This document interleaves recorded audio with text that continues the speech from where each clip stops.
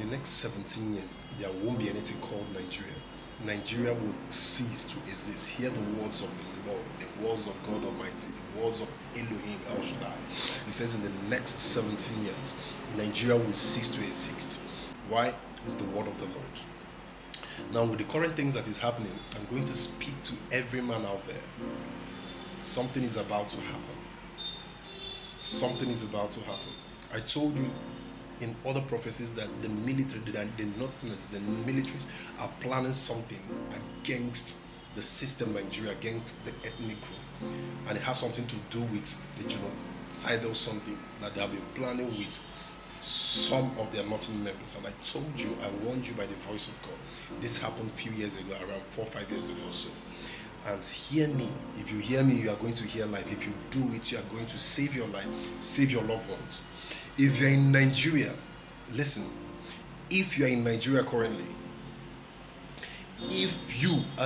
currently, listen to me. Protect yourself. Protect your family. If you can't leave the shores of Nigeria, if you have an ability or capacity to buy an ammunition, to buy an arsenal, to buy a gun, to buy a weapon, buy. If you have the ability to buy 2, 3, 4, 5, 6, if you have the money to buy more, give to your neighbors, give to your family. Something is about to happen. I warn, I keep warning. Buy, give. I'm not propagating war, but I'm propagating self-defense. The Constitution stipulated that everybody's prone is knowledgeable, is mandated for self-defense. Listen, if you have the money, get a weapon, keep in your house, keep it. This ethnic tribe, these people, these things don't know, they don't understand. If their patron is the one sending them, have not spoken. The whole president have not spoken in order to condemn a single attack. No arrest has been done. Now, do you understand what I said? Somebody is really a terrorist. Supporting his family to maim, to kill people that are migrants in Nigeria, to kill almost all the population, to set the whole place ablaze. The east, the west, the north, the south, everywhere is completely ablaze. Piles of dead bodies are being littered in the streets of Nigeria. And you people are still looking at it. You don't know that you're already in war. You people don't know that. How do you think war is? This is war. And I'm saying, hear this advice. Do it. Buy a weapon. Buy anything you can buy. Called weapon. Any weapon. Buy it. Keep it. It's for your self-defense.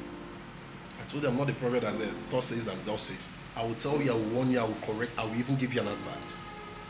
Buy a weapon. If you can buy 2, fine. 10, fine. 50, fine. 100, fine. Give it, share it to your neighbors, because when your neighbor is fighting, he's defending himself, he's defending you as well. When you're defending yourself, you're defending your neighbor as well. Buy as many as you can if you can. Share it to friends, share it to family, share it to neighbors. It's important.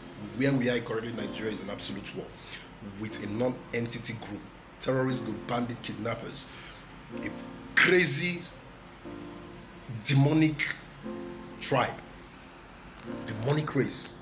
So if you guys really want to live, do what I ask you to do. Send this message out. The security system, and I'm still warning, this is a strong warning that is coming from God.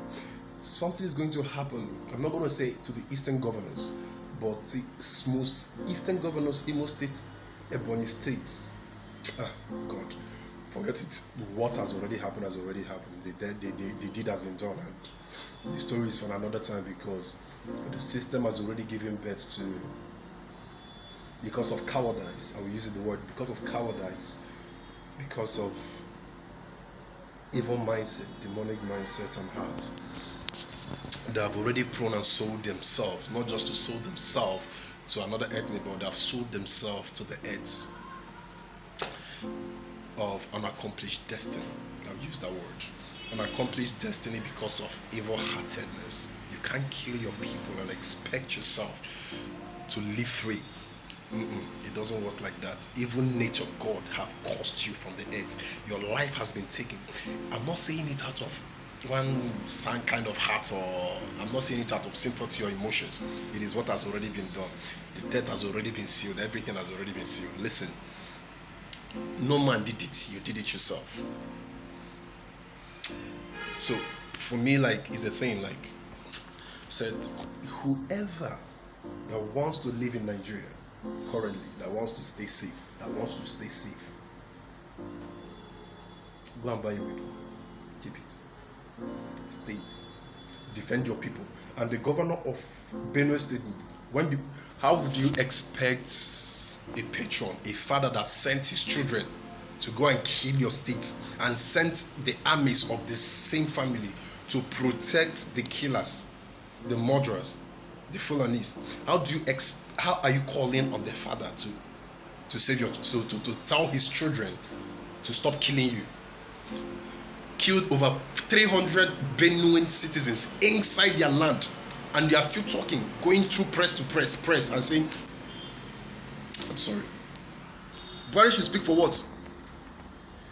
When a father sends his children to kill all of you, we are expecting the same father to call his children back to stop killing you people. When his children got approval from him. Listen. All this while you have been shouting, all this time you have been speaking, talking, even a layman, even a blind man that hears, heard when you have been speaking. Your people has been killed, your people has been done that, and over 200 has been killed, 300 has been killed. Benue citizens, that is completely 4 generations has been wiped out in less than 2 months or 3 months. At the security defense of our own people, military people are backing them up. Military people are protecting them. Instead of protecting the Benuan citizens, they are protecting the Fulanis.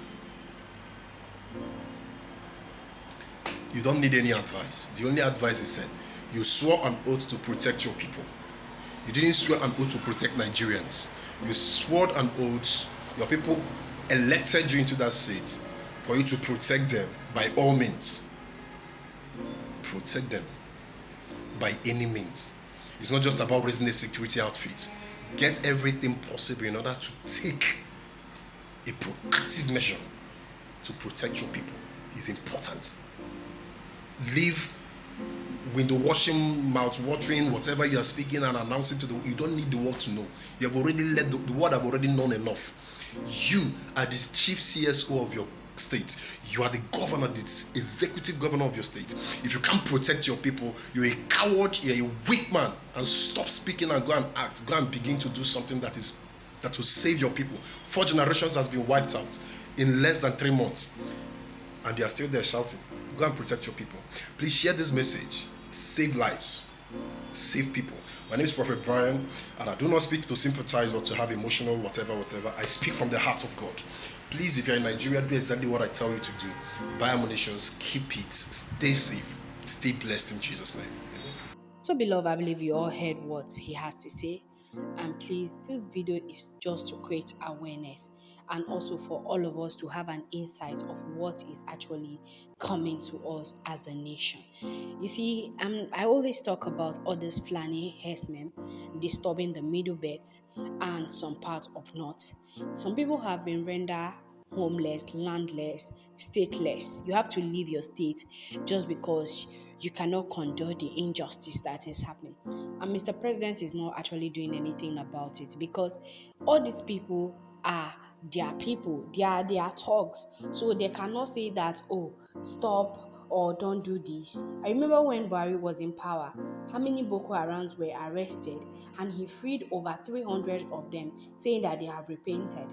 And people that went to do peaceful protests in Lagos 2020 October are still in jail as of 2024, and nothing is being done about it. And those people are the criminals. People that did not kill, people that have killed over individual. One person has killed over 100 persons, and you say that they have repented. But people that decide to protest and they say freedom of speech, there is democracy, and you cannot emphasize on your rights.